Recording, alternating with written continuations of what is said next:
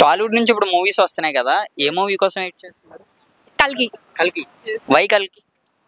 కల్కి అంటే ఇంకా ప్రభాస్ కోసం. ప్రభాస్ కోసం.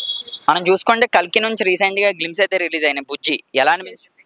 చాలా బాగుంది అసల. ఫస్ట్ ఏంటి ఇదేనా గేమా అనిపించింది. తర్వాత అసలు అది అట్లా చూసేసరికి అయితే చాలా ఎక్సైట్మెంట్ అనిపించింది. కమల్ హాసన్ గారు, అలాగే అమితాబ్ బచ్చన్ గారు, అందులోనే ప్రభాస్ గారు కూడా. ఎలా ఉంటది ఇలా ముగ్గురు కాంబో? యాక్చువల్‌గా ఒక్క హీరో ఉంటేనే అది చాలా ఆల్మోస్ట్ బ్లాక్ బస్టర్ అయితది. ఇంతమంది హీరోస్ ఉంటారు ఇంకెట్లా ఉంటది చెప్పండి?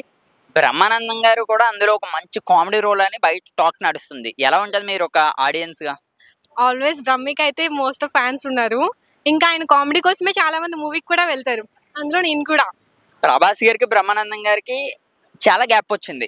ఆ గ్యాప్‌నంతా ఈ మూవీతో ఫుల్ చేసే అవకాశం ఉందా? మేబీ పక్కా. పక్కా షూర్‌గా. యెస్. వన్ వర్డ్‌లో 'కల్కి' ఎటువంటి రికార్డ్స్ బ్రేక్ చేసే అవకాశం ఉంది? యాక్చువల్‌గా ప్రభాస్ త్రూలో అయితే నేను ఒకటే అనుకుంటున్నాను. ఆయన చాలా అంటే చాలా చాలా జెన్యూన్ అండ్ గుడ్ పర్సన్. ఇంకా మూవీస్‌లోనే కాదు రియల్ హీరో, రీల్ హీరో 2 కూడా అతను. సో నేను ఏమనుకుంటున్నా అంటే 'బాహుబలి' ఎలాంటి అయితే బ్లాక్ బస్టర్ అయిందో 'కల్కి' కూడా అలానే అవ్వాలనుకుంటున్నా. చూసుకుంటే 'కల్కి'తోనే గేమ్ చేంజర్ 'పుష్ప' కూడా వస్తుంది.